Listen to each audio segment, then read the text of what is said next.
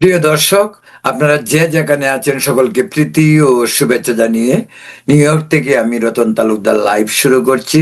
তাহলে অবশেষে থলের বিড়াল বেরিয়ে গেল, বলছি এনসিপির কথা।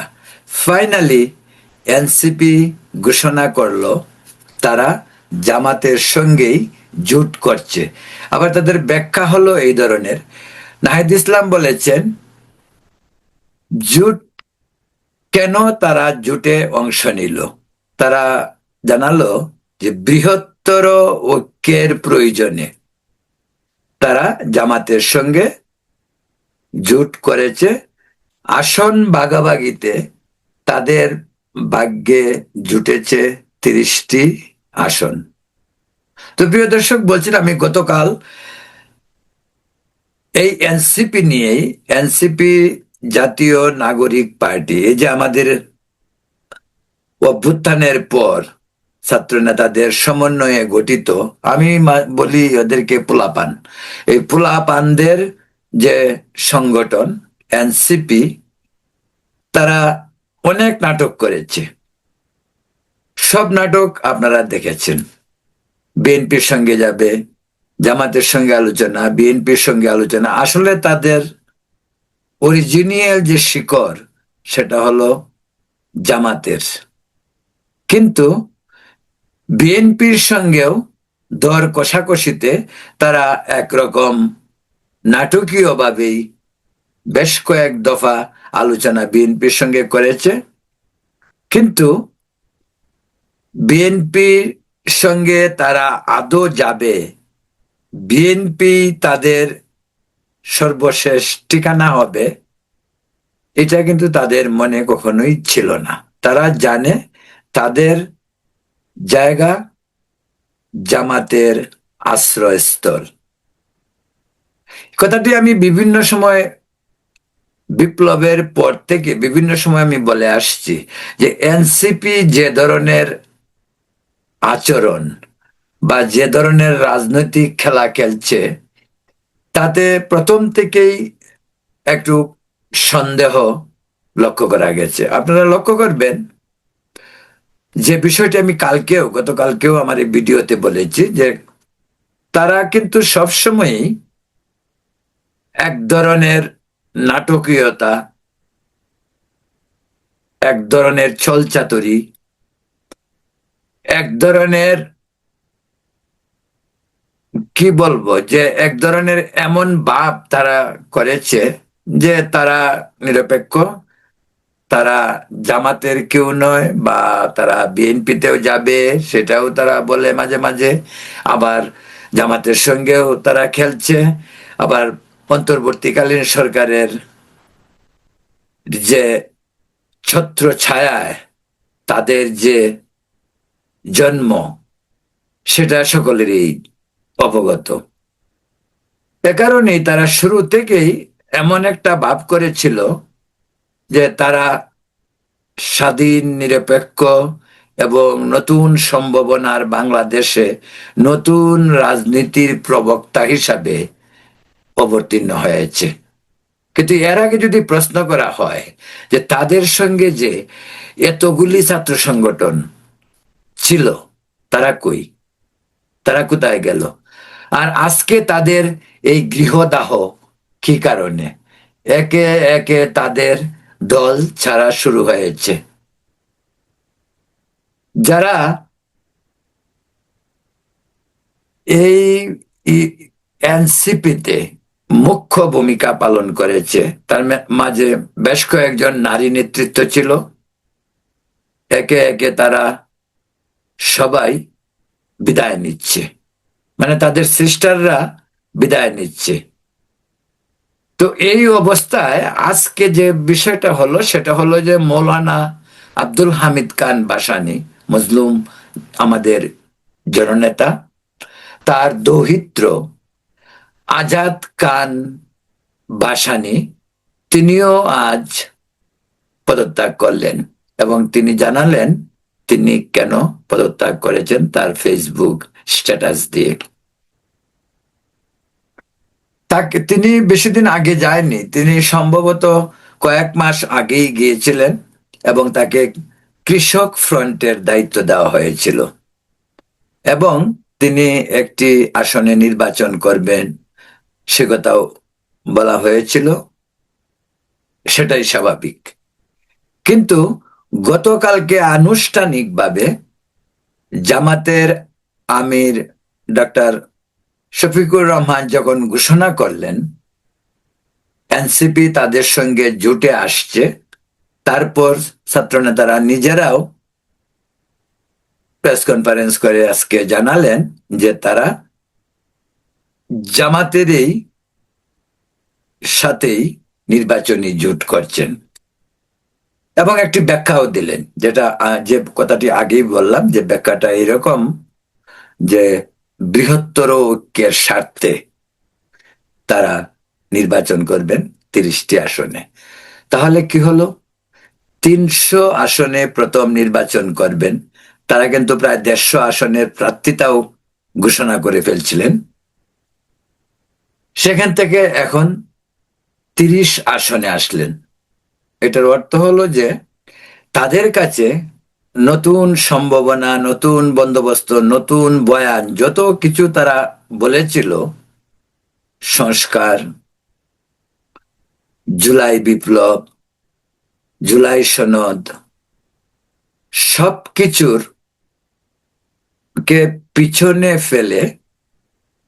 ফেলে অর্থ এরকম যে তারা যে নিজস্ব স্বকীয়তায় একটি নতুন ধারার রাজনীতি বাংলাদেশের মানুষকে দেখাবে, সেই প্রতিজ্ঞাটা কিন্তু তারা করেছিল। এখন কি হলো, 300 আসনে যখন তারা নির্বাচন করবে, তো বাকি 270 আসনে তাদের অবস্থা নেই। প্রশ্নটা এরকমও বলা যেতে পারে যে তাদের তো আসলে কোনো দল ছিল না। 64 জেলায় তাদের দল করার মতন পরিস্থিতি ছিল না, কিন্তু ডক্টর ইউনূস কিন্তু প্রতিটি মিটিং এ বিএনপি, জামাত, পাশে এনসিপির চেয়েও বড় দল থাকার পরেও ডক্টর ইউনূস কিন্তু শেষ পর্যন্ত এই কাজটুকু করেছেন। তার প্রতিটি মিটিং এ, এমনকি তিনি যখন জাতিসংঘে আসেন সেখানেও বিএনপি, জামাত এবং এনসিপির 2জন প্রতিনিধি নিয়ে গত সেপ্টেম্বরে নিউ ইয়র্কে এসেছিলেন। মানে এনসিপি কে সরকারিভাবে একটা অগ্রাধিকার সবসময় কিন্তু দেওয়া হয়েছে। এখানে বলা ভালো, এই এনসিপি দলটি সকলেই জানে ডক্টর ইউনূস তাদেরকে দল করতে উৎসাহিত করেছেন, কিন্তু এটা এমন উল্টাটাও ভাবা যেতে পারে যে হয়তো তারা দল এমনিতেই করত, যেহেতু জামাত ফ্রন্টে না এসে তাদেরকে দিয়ে অন্য একটি ফ্রন্টে রাজনৈতিক দল করিয়ে তাদেরকে সহযোগী বানিয়ে রাখা হলো, কিন্তু সেটাকে সরাসরি বলা হলো না। আর এর মাঝে যখন ডক্টর ইউনূস তাদেরকে উৎসাহিত করলেন, ইউনূস হয়তো উৎসাহিত করেছেন তার নিজের স্বার্থে। তিনি ভেবেছেন এই তরুণ ছাত্রদেরকে উৎসাহিত করলে তাদের একটি রাজনৈতিক ফ্রন্ট হলে সেই রাজনৈতিক ফ্রন্টটি ইউনূসের জন্যই তো কাজ করবে এবং ইউনূস যথেচ্ছা তাদেরকে ব্যবহার করতে পারবে তার নিজের স্বার্থেও। এবং গত 1.5 বছর আসলে তাই হয়েছে, যে কারণে 2জন ছাত্র উপদেষ্টা সরকারে ছিল আর বাকি 4-5 জন যারা ছিল তারা দেদার বাইরে থেকে একটি এমন ভাব তারা তৈরি করলেন যে তারাও সরকারের অংশ। সরকারের বিভিন্ন কর্মকাণ্ডে দূর থেকে তারা তাদের প্রভাব কাটিয়েছেন, যেমনটি তারা করেছেন বিভিন্ন নিয়োগ, বদলি, এই সমস্ত ইস্যু নিয়ে। ভাবা যায় বাংলাদেশে কোন জেলায় কোন প্রশাসক যাবেন, জেলা প্রশাসক যাবেন, কোন থানায় কোন ইউএনও যাবেন, কোথায় এসপি যাবেন, ওসি যাবেন, এই সমস্ত গুলিও এই ছাত্র নেতারা সরকারের বাইরে থেকেই নিয়ন্ত্রণ করেছে। আর তারা যে হাজার হাজার কোটি টাকা কামিয়েছেন তা কিন্তু সেখান থেকেই। বিএনপি যেমন গরুর হাট, কারওয়ান বাজার, গ্রামের বাজার থেকে চাঁদাবাজি করেছে, আর ওদের চাঁদাবাজিটা হয়েছে এই ধরনের, কোটি কোটি টাকা তাদের ইনকামটা এসেছে সেখান থেকে। আর জনগণও ধরে নিয়েছিল যে তারা সরকারের যে পার্ট, তাই তাদেরকে সন্তুষ্ট করতে পারলেই সব সহজেই হয়ে যাবে, এবং হয়েছেও বটে। কিন্তু নির্বাচন যত ঘনিয়ে আসতে থাকলো, নির্বাচনী প্রক্রিয়া যখন শুরু হলো, রাজনৈতিক দলগুলি যখন নির্বাচনী প্রক্রিয়া তাদের প্রার্থী মনোনয়নের ব্যাপারটি নিয়ে আলাপ আলোচনা শুরু হলো, আস্তে আস্তে এনসিপির যে খোলস থেকে বের হতে শুরু করলো, এবং এটার চূড়ান্ত রূপেই আজকে আমরা দেখতে পাচ্ছি। তো যারা বলে যে ওরা কারা, আমি কিন্তু অনেক আগে থেকেই আমার পুরনো ভিডিওগুলি যদি আপনারা দেখেন, আপনারা দেখতে পাবেন সেখানে আমি বারবার বলেছি এনসিপি জামাতেরই অংশ, ওরা জামাতেরই পার্ট। যে কারণে বিপ্লব বা গণঅভ্যুত্থানের পর আপনারা দেখবেন সর্বস্তরের ছাত্র সমাজ যারা অংশগ্রহণ করেছিল, আস্তে আস্তে তারা কিন্তু সরে পড়েছে। আর এই 5-6 জন যারা পরবর্তীতে এনসিপি করে, তারা কিন্তু ফ্রন্টে আসে, এবং তারাই হয়ে দাঁড়ায় জুলাই বিপ্লবের একমাত্র স্টেক হোল্ডার। সেই কারণে তারা এই ধরনের আচরণ করতেছিল যে তারাই সবকিছু। এবং এরই মাঝে ডক্টর ইউনূসও যখন তাদেরকে মাস্টার মাইন্ড বা তারাই মেইন বা তারাই ওনাকে মানে ক্ষমতায় বসিয়েছে, এই ধরনের প্রপাগান্ডা করতেছিলেন, তখন থেকেই তখন থেকেই তারা তখন থেকেই তারা বুঝে ফেলেছে যে তাদের প্রভাব, তাদের প্রতিপত্তি অনেকাংশেই কাজ হচ্ছে, এবং সরকার তাদেরকে গুরুত্ব দিচ্ছে। কিন্তু 12 ফেব্রুয়ারি নির্বাচন ঘোষণার পর যখন এই নির্বাচনী প্রক্রিয়া শুরু হলো, তখনই কিন্তু তাদের খেলা মোটামুটি শুরু হয়েছে। আর এই খেলার ফাইনাল যে রেজাল্ট আজ প্রকাশিত হলো, সেটা কি? তারা ফাইনালি জামাতের সঙ্গে জোট করছে, 300 আসনে নির্বাচন করবে। পাশাপাশি কি হলো? তাদের গড়ভাঙ্গাও শুরু হলো কদিন থেকেই। কারণ তাদের ভেতর যারা জামাতকে পছন্দ করে না বা জামাতের সঙ্গে জোট করে নির্বাচন করার পক্ষপাতী নয়, তারা কিন্তু আস্তে আস্তে কেটে পড়ার শুরু করেছে। এবং সেই শুরুটা এখন পর্যন্ত আরো হবে, আরো অনেকেই হয়তো চলে যাবে। এই শুরুটা আজকে এখন পর্যন্ত, আমি ভিডিও করা পর্যন্ত সর্বশেষ যে খবরটুকু পেলাম সেটা হলো, আগেই বলছি যে মৌলানা ভাসানী, আমাদের মজলুম জননেতা, তার দৌহিত্র আজাদ খান ভাসানী, তিনিও সরে পড়লেন।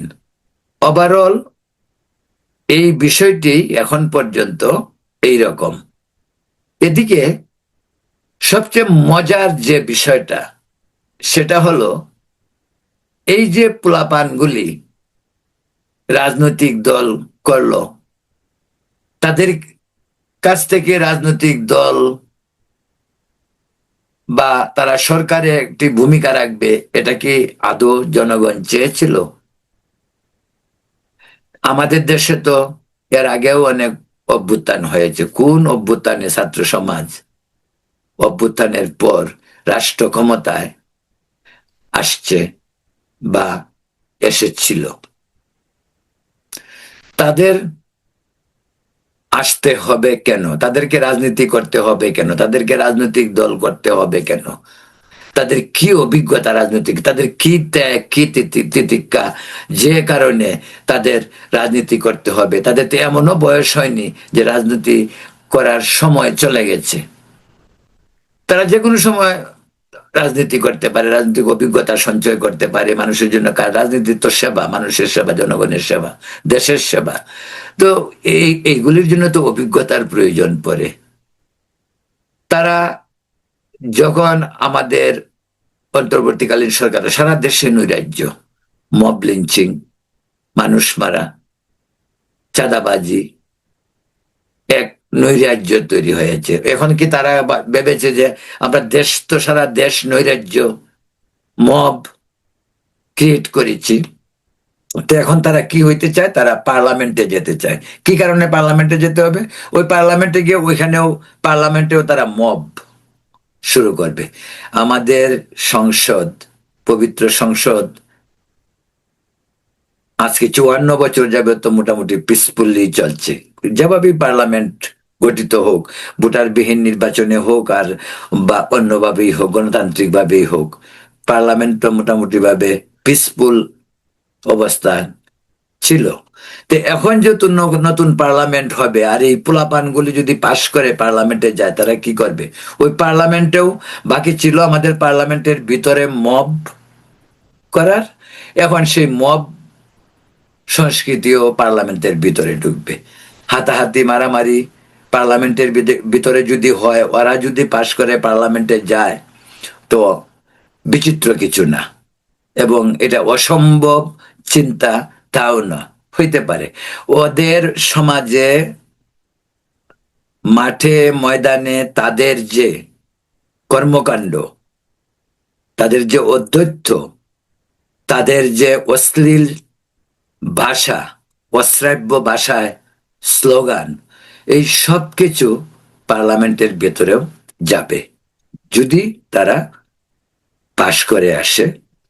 জামাতের সঙ্গে যেহেতু তাদের জোট হয়েছে, সেখানে 2 জন 4 জন 5 জন আসলেও ওরা এখন মাঠে ময়দানে যা করছে পার্লামেন্টের ভিতরে তাই করবে। এবং এটাই আমাদের গণতন্ত্রের জন্য, এবং গণতন্ত্রের সবচেয়ে বড় ইনস্টিটিউট জাতীয় সংসদ, এবং এই সংসদের ভিতর এই বিষয়গুলি হলে এটাও আমাদের গণতন্ত্রের জন্য বড় ধরনের হুমকি। আমাদের পিসফুল, শান্তিপ্রিয় রাজনৈতিক সংস্কৃতিতে আসবে একটা বড় ধরনের আঘাত, এবং এটা কুলসিত হবে আমাদের রাজনৈতিক ইনস্টিটিউটগুলি। প্রিয় দর্শক, তো শেষ পর্যন্ত এই জন্যই বললাম যে শেষ পর্যন্ত তলের বিড়াল বেরিয়ে পড়লো।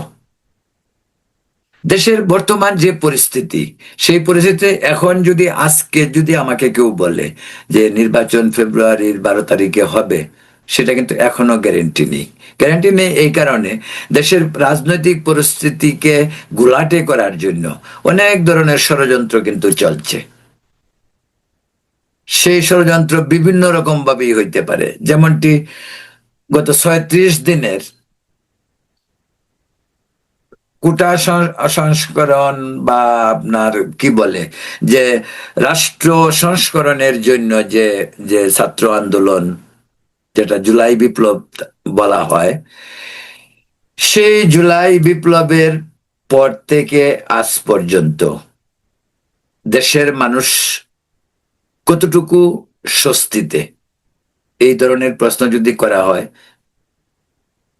অর্থনৈতিকভাবে হোক, রাজনৈতিকভাবে হোক, সামাজিকভাবে হোক, দেশটি কতটুকু স্টেবল বা স্থিতিশীল? সরকারের ব্যর্থতা অবশ্যই আছে। ডক্টর ইউনূসের সরকার এরই মাঝে প্রমাণ করেছে সরকার পরিচালনায় তারা ব্যর্থ। যদিও সরকার নামকাওস্তে চলছে, তার জন্য যদি কাউকে ক্রেডিট দিতে হয়, সেটা প্রশাসনের যে আমলা, বা আমরা যাকে আমলাতন্ত্র বলি, সেই আমলাতন্ত্রের দক্ষতা, সেনাবাহিনীর তীক্ষ্ণ দৃষ্টি, এসব কারণেই সরকার এখনো কার্যকর। কিন্তু সরকারের বিভিন্ন পদে যারা বসা অন্তর্বর্তীকালীন সরকারে, তাদের প্রচন্ড ব্যর্থতার জন্য দেশের আইন শৃঙ্খলা থেকে শুরু করে সর্বত্রই নৈরাজ্য। এটার কারণটা কি? এটার একটা মাত্র কারণ, এই তত্ত্ব এই এই অন্তর্বর্তীকালীন সরকার। আমি বারবার তত্ত্বাবধায়ক বলি, এর আগে আমরা বহুবার তত্ত্বাবধায়ক সরকারের আমল দেখেছি।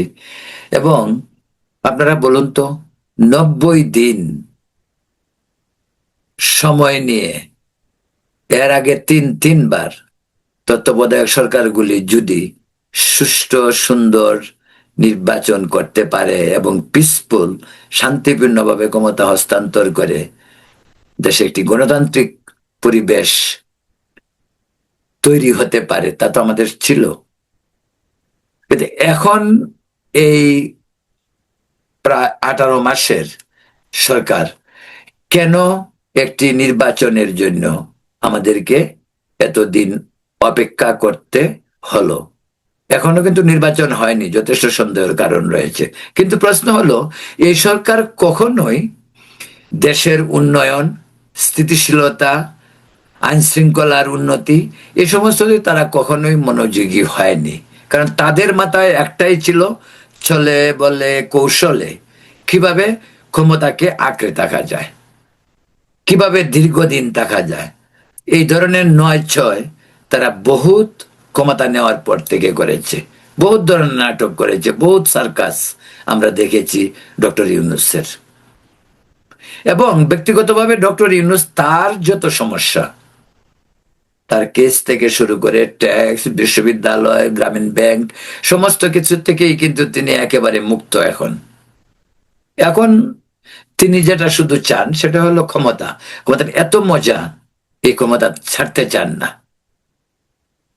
14 মাসে 13 বার বিদেশ ভ্রমণ করা যায়, সরকারের লক্ষ লক্ষ টাকা বৈদেশিক মুদ্রা খরচ করে সুন্দর 5 স্টার 7 স্টার হোটেলে থাকা যায়। এমনও শোনা গেছে এক রাত্র হোটেলের ভাড়া বাংলাদেশের টাকায় 9 লক্ষ টাকা। তো এই মজা ছেড়ে তারা যাবে কেন? প্লাস ক্ষমতা এবং পাশাপাশি পকেটও বুঝাই হচ্ছে। আওয়ামী লীগ সরকারের আমলে দুর্নীতি ছিল সীমাহীন, কেউ অস্বীকার করছে না। আওয়ামী লীগ সরকারের আমলে নির্বাচন ছিল না। তিনবার তিন রকমের গুজামিল দিয়ে নির্বাচন করা হয়েছিল। জনগণের বাক স্বাধীনতা হরণ করা হয়েছিল, সংবাদপত্রের স্বাধীনতা হরণ করা হয়েছে। আবার কিছু সংখ্যক সংবাদপত্র দেদার প্রধানমন্ত্রী শেখ হাসিনার চামচামিও করেছে। সংবাদপত্রের যে নীতি আদর্শ সব বিসর্জন দিয়ে নির্লজ্জের মতো ঢাকায় দৈনিক পত্রিকাগুলি এবং কয়েকটি ইলেকট্রনিক মিডিয়া সরকারের গুণগান গাওয়াই যেন তাদের কাছে হয়ে উঠেছিল প্রধান কাজ। তো আওয়ামী লীগের কথা আমরা যত কিছুই বলি, কিন্তু জুলাই বিপ্লবের পর তো আর আওয়ামী লীগ নেই, শেখ হাসিনাও চলে গেছেন। কিন্তু তারপরে ওই 18 মাসে দেশের ছবি কি আওয়ামী লীগের আমলের যে ছবি তার চেয়ে বেটার? কেউ কি বলবে যে আওয়ামী লীগ সরকারের আমলে আরো খারাপ ছিল, আমরা এখন ভালো হয়েছি? কোথায় সংস্কার? যেমন সংস্কারের একটা উদাহরণের কথা বলি, যে ছাত্ররা রাজনৈতিক দল করেছে, নতুন সম্ভাবনা, নতুন বন্দোবস্ত, নতুন রাজনৈতিক বয়ান, যেভাবেই বলা হোক না কেন, তারা যদি মনে করতো নতুন রাজনৈতিক দল নিয়ে আমরা যাদেরকে নতুন কিছু উপহার দেব, নতুন রাজনৈতিক সংস্কৃতি সৃষ্টি করব, সেটা অন্য কথা। কিন্তু তারা যদি রাজনৈতিক দল করে নিজেরা ক্ষমতায় যাওয়ার জন্য 300 আসনের মাঝে 30টি আসন আরেকজনের সঙ্গে ভাগাভাগি করে সমঝোতা করে নির্বাচন করে, তাহলে এটা কোন সংস্কৃতি? এই জুট রাজনীতি, নির্বাচনী সংস্কৃতি, এগুলো তো আগের মতোই। তাহলে নতুন করে সংস্কারটা কি হলো? নির্বাচন কমিশন কিছু সংস্কার এনেছেন। ডক্টর ইউনূস 6টি সংস্কার কমিটি করেছিলেন। কোথাও কোনো সংস্কার আপনাদের চোখে পড়বে না। একমাত্র নির্বাচন কমিশন কিছু সংস্কার এনেছে, যার কারণে হয়তো ফেব্রুয়ারিতে নির্বাচনটা হবে। আর অন্যান্য সংস্কারের ব্যাপারে যা হয়েছিল তার কোনো কিছু আপনারা দেখতে পান কিনা আমি জানি না, আমি অন্তত দেখতে পাই না, পাওয়ার কথাও না। সংস্কার কমিটিগুলো রাজার হালে রাজস্বিক জীবনযাপন করেছে তারা। আর এদের অধিকাংশকে আবার হায়ার করে নেওয়া হয়েছে বাইরে থেকে। এই আমাদের আমেরিকা থেকেই কয়েকজনকে নেওয়া হয়েছে, কয়েকজন অপদার্থ আমেরিকায় অলস জীবনযাপন করত। ডক্টর ইউনূসের সঙ্গে তাদের সম্পর্ক ছিল। এরা বিভিন্ন ভাবে নয় ছয় করে ডক্টর ইউনূসকেও বুঝিয়েছেন, ডক্টর ইউনূসও তাদেরকে বুঝিয়েছেন, কারণ তারা একে অপরকে প্রয়োজন ছিল। কারণ একটি সংঘবদ্ধ চক্রের মাধ্যমেই মেটিকুলাসলি যে ডিজাইনের কথা বলা হয়, শব্দটি আজকাল আমাদের দেশে খুব পপুলার, সেই ডিজাইন করতে গিয়ে কিন্তু বেশি লোকের প্রয়োজন ছিল না। এই 15-20 জন 25 জন, আর পয়সার প্রয়োজন ছিল, অর্থের প্রয়োজন ছিল, আর ছিল ডিপ স্টেট তাদের সাপোর্ট। তো অর্থ থেকে পেয়েছে আপনারা নিশ্চয়ই জানেন। আমেরিকান এখন যে প্রেসিডেন্ট, সে তো নিজেই বলেছে বাংলাদেশের একটি কোম্পানিকে $29 মিলিয়ন দেওয়া হয়েছিল। যে ওই টাকা কোথায়?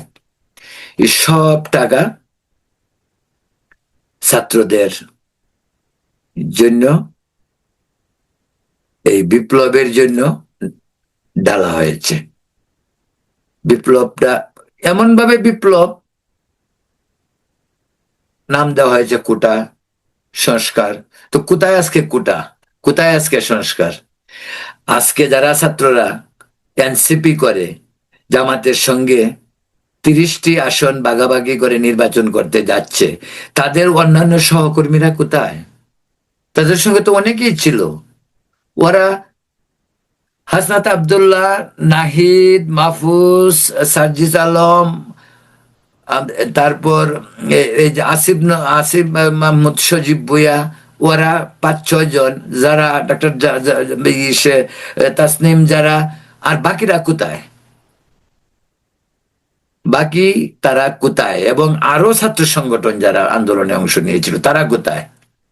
ওরা তখনই বুঝতে পারছে, এবং তারা কিন্তু কমপ্লেনও করেছে, তারা কিন্তু বলেছে, অভিযোগ করেছে একাধিকবার, যে ওরা জুলাই বিপ্লবকে ওরা ওদের নিজের দখলে নিয়ে গেছে, যে কারণে ওরা আস্তে আস্তে সরে গেছে। এবং তারা এটাও জানতো যে এই কজনের হাতে জুলাই বিপ্লব আবার বুলুন্টিত হবে। ওরা যখন ক্ষমতায় যাবে, ওরা যখন সরকারের বিভিন্ন কিছুতে অংশ নেবে, নাড়াচাড়া করবে, বিভিন্ন সরকারি কর্মকাণ্ডে, যখন তারা দেখবে অর্থের হাতছানি, নিজেদের পকেট বুঝাই করবে, আস্তে আস্তে ওদের অবস্থা মলিন হবে। এবং সেই মলিনতাই এখন ওদেরকে গ্রাস করেছে, যে কারণে এদের অনেক পয়সা। ওরা দেশে সরকার পরিবর্তন হলে, তারা যদি নির্বাচনে জিতে না আসতে পারে, ওরা দেশে থাকবে না, এরা নিশ্চিত পালাবে। আওয়ামী লীগ ভারত পালিয়েছে, ওরা কোথায় পালাবে আপনারা ধরে নিতে পারেন। আজকেই বোধহয় একটি খবর, ঢাকার কাগজ, কোথায় কোনো একটা কাগজে দেখলাম যে দুবাইয়ে পয়সা পাঠানো হয়েছে, থাইল্যান্ড, সিঙ্গাপুর, আমেরিকা, ইংল্যান্ড, বিভিন্ন জায়গায় তারা অলরেডি পয়সা ট্রান্সফার করে দিয়েছে। তাই তাদের যখন কোনো অসুবিধা হবে, যদি তারা দেশ থেকে বেরোতে পারে, তাহলে তারা ওই সমস্ত দেশে চলে যাবে। তারা তো হয়তো ভারত যাবে না, প্রথমবার পালিয়ে হয়তো প্রথমবার হয়তো ভারতেই যাবে, সেখান থেকে অন্য জায়গাতে যাবে। কারণ বাঁচতে হলে তো প্রথম ভারতেই যেতে হয়। কারণ প্রতিবেশী, যত ধরনের অপবাদ, যত ধরনের প্রতিবাদ ভারত নিয়ে যত যত ধরনের কুৎসা রটনা করা হোক, ভারতের বিরুদ্ধে যত বিষোদ্গার করা হোক, যান বাঁচাইতে হইলে কিন্তু ভারতেই প্রয়োজন। এই যে ফ্রান্সে বসে পিনাকি ভট্টাচার্য কত ভারত বিরোধিতা করতেছে, আর ওই পিনাকি ভট্টাচার্য ভারতে গিয়েই আত্মরক্ষা করেছে। আওয়ামী লীগ যখন তাকে চেপে ধরার চেষ্টা করছে, তখন ভারতে এসে যান বাঁচিয়েছে। ভারত থেকে পরে থাইল্যান্ড থেকে প্যারিসে গেল। এটা হলো পিনাকের ইতিহাস। অন্যান্য যারা, এটা শুধু এই আমলে না, বাংলাদেশের যখনই মানে কোনো অপরাধী, সেটা চোর ডাকাত, ব্যাংক লুটার, সেটা অন্যভাবে দুর্নীতিবাজ, যেভাবেই হোক, তাদের প্রথম গন্তব্য কিন্তু ভারত। ভারত থেকে তারা অন্য জায়গায় যায়। এই হলো বাংলাদেশের দুমুখী রাজনীতির বা হিপোক্রেটি যাকে বলে, এইসব হিপোক্রেটদের রাজনীতির দান্দায় আমরা বাংলাদেশ এখন দিশেহারা। আওয়ামী লীগের মতো একটি বৃহৎ রাজনৈতিক দল, মুক্তিযুদ্ধের নেতৃত্ব দানকারী দল, তাকে নির্বাচন করতে দেওয়া হচ্ছে না। কেন হচ্ছে না?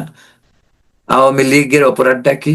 অপরাধ করলে কতিপয় ব্যক্তি অপরাধ করেছে, তাদের তাদের বিচার করছেন, তাদেরকে আনুন ভারত থেকে, এনে বিচার করুন, ফাঁসি দেন, জেল দেন, যা খুশি তা করেন। কিন্তু আওয়ামী লীগ, তৃণমূল আওয়ামী লীগের সব বাংলাদেশে তো 5 কোটি লোক আওয়ামী লীগ করে, তারা সব দেশ ছেড়ে চলে যেতে হবে। বাংলাদেশের মুক্তিযুদ্ধে যারা ইসলামপন্থী, আমি শুধু জামাতে ইসলাম বলছি না, মুসলিম লীগ, জামাতে ইসলাম, নেজামে ইসলাম, যত ইসলামিক দলগুলি তো মুক্তিযুদ্ধের বিরোধিতা করেছে। মুক্তিযুদ্ধের পরে কি তাদেরকে সবাইকে বঙ্গবন্ধু সরকার বলেছিল যে সব চলে যাও? উনি তো উল্টা সবাইকে সাধারণ ক্ষমা ঘোষণা করেছে। জিয়াউর রহমান ক্ষমতায় এসে তাদেরকে রাজনীতি করার অধিকার দিয়েছে। তারা রাজনীতি করেছে, বিএনপির সঙ্গেও করেছে, আওয়ামী লীগের সঙ্গেও জোট করে করেছে, বিএনপির সঙ্গেও জোট করে করেছে, তারা তো করেছে, অধিকার ছিল। তা আওয়ামী লীগের অপরাধটা কি? আওয়ামী লীগ, সাধারণ আওয়ামী লীগেররা কি অপরাধ করছে? আওয়ামী লীগ, আজকে দেশে ইলেকশন হবে, কাকে ভোট দিবেন? আওয়ামী লীগের লোকজন কাকে ভোট দেবার? আওয়ামী লীগ যদি চায় দেশটিকে কেন আমরা একটি মহা দুর্যোগের মুখে ঠেলে দেব? আওয়ামী লীগ এত বড় দল, আওয়ামী লীগ যদি চায়, মনে করে যদি নির্বাচন বানচাল করবে, নির্বাচন বানচাল আওয়ামী লীগ করতে পারবে না? আগুন জ্বালাতে পারবে না? বাংলাদেশের আন্দোলন মানে তো আগুন জ্বালানো।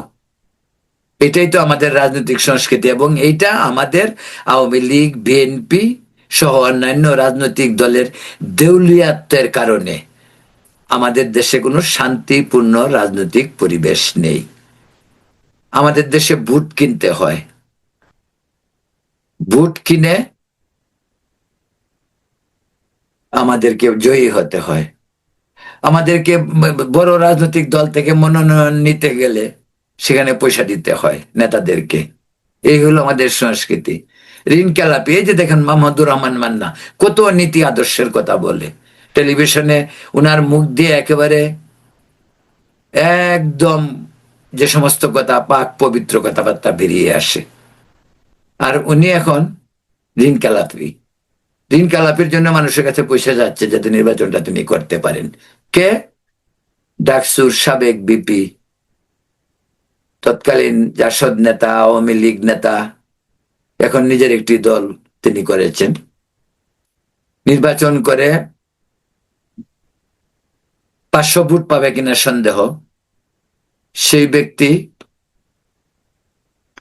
আওয়ামী লীগের সঙ্গে, আওয়ামী লীগের সাথে নির্বাচন করেও, আওয়ামী লীগের সাংগঠনিক সম্পাদক ছিলেন, নির্বাচন করে পরাজিত হয়েছেন।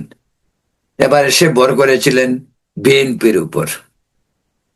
এই তো ওদের সিটি, এই তো আমাদের রাজনীতি। কিন্তু তাদের কথা যদি শুনেন, মনে হয় যেন পীর ফকির আউলিয়া সাধু সন্ন্যাসীর কাছ থেকে শান্তির বাণী শুনতেছেন। এরাই হলো সবচেয়ে বড় ধান্দাবাজ এবং বাটপার, এবং এদের কারণেই বাংলাদেশের রাজনীতি দেউলিয়াপনায় উপনীত হয়েছে। প্রিয় দর্শক, শুরু করেছিলাম এনসিপি দিয়ে, যাক অনেক কথা বলা হলো, প্রতিদিনই তো কথা বলি।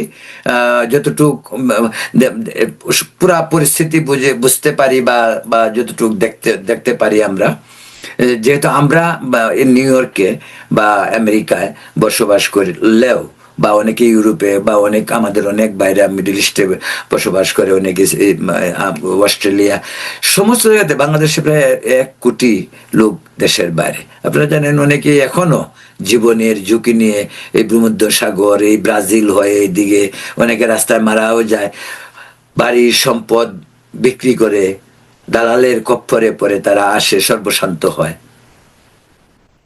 এই যখন 1 কোটি লোক তাদের শ্রম, বাইরের শ্রম দিয়ে দেশের অর্থনীতির চাকাকে সচল রাখে, রেমিটেন্স অর্থাৎ প্রবাসীদের কাছ থেকে যে অর্থ বাংলাদেশে যায়, সেটা বাংলাদেশের 2য় বৃহত্তম বৈদেশিক মুদ্রা অর্জনের পথ।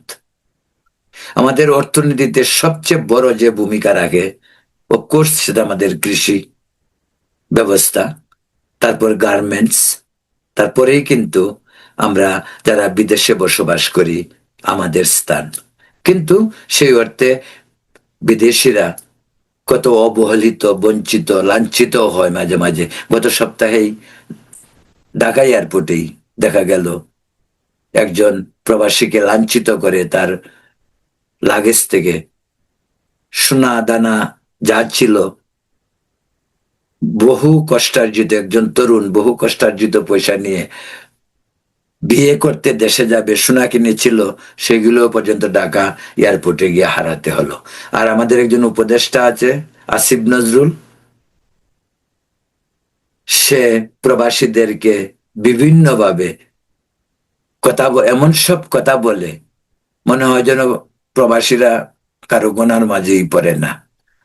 প্রিয় দর্শক, এই আমাদের রাজনীতির যে দেউলিয়াত্ব আর কতিপয় অসৎ লোকের হাতে যখন দেশ পড়ে, তখন দেশের বিপর্যয়টা, সব দিক থেকে সে বিপর্যয়টা নেমে আসে। এক্স্যাক্টলি বাংলাদেশে এখন যা হচ্ছে সেটা হলো এই ধরনেরই একটি বিপর্যয়। যাই হোক, আরো একটি বিষয় বলি যে তারেক রহমান, তিনি বিএনপির ভারপ্রাপ্ত চেয়ারপারসন, দীর্ঘদিন লন্ডনে ছিলেন, তিনি দেশে গিয়েছেন। আমার একটা বিশ্বাস, যেহেতু তিনি 17 বছর পশ্চিম দুনিয়ায় ছিলেন, ওয়েস্টার্ন লাইফে নিজকে, মানে এক কথায় বলবো যে ওয়েস্টার্ন লাইফে তো তিনি নিজকে এখন প্রতিষ্ঠিত করেছেন প্রায় 2 দশক, অনেক দিন। এবং আমার বিশ্বাস আগের তারেক রহমান নয়, আজকের তারেক রহমান অনেক ডিফারেন্ট। এবং তিনি সদ্য গত 25 তারিখে দেশে গিয়েছেন, লক্ষ লক্ষ লোক তাকে দেখতে এসেছে। সে দেখতে আসাটা দুটো দিক আমি আগেও বলেছি, আজকেও এক লাইনে বলতে চাই। সেটা হলো, আমি মনে করি না সেটা শুধু তারেক রহমান বা বিএনপির জন্য লোকজন এখানে এসেছে। অফকোর্স বিএনপি দলীয় লোকজনই তো বেশি এসেছে, কিন্তু আরো বেশি আসার কারণটা, এটা এক ধরনের দেশে যে এই যে নৈরাজ্য, ইউনূস সরকারের ব্যর্থতা, তারেক রহমানের মিটিং এ ব্যাপক জন উপস্থিতি যেটা প্রমাণ করে, সেটা হলো এক ধরনের প্রতিবাদও বলা চলে ইউনূস সরকারের প্রতি। কারণ ইউনূস সরকারের ব্যর্থতার জন্য, দেশের নৈরাজ্যের জন্য মানুষ শান্তির সন্ধানে ছিল, এবং হয়তো তারেক রহমানের মাঝেই তারা সেই শান্তির ছবিটি দেখতে চেয়েছে। প্রিয় দর্শক, এখন এ পর্যন্তই। আগামীকাল হয়তো অন্য কোনো ইস্যু নিয়ে আপনাদের সঙ্গে আবার কথা বলবো। এই পর্যন্ত আপনারা ভালো থাকুন, সুস্থ থাকুন এবং শান্তিতে থাকুন। শুভরাত্রি।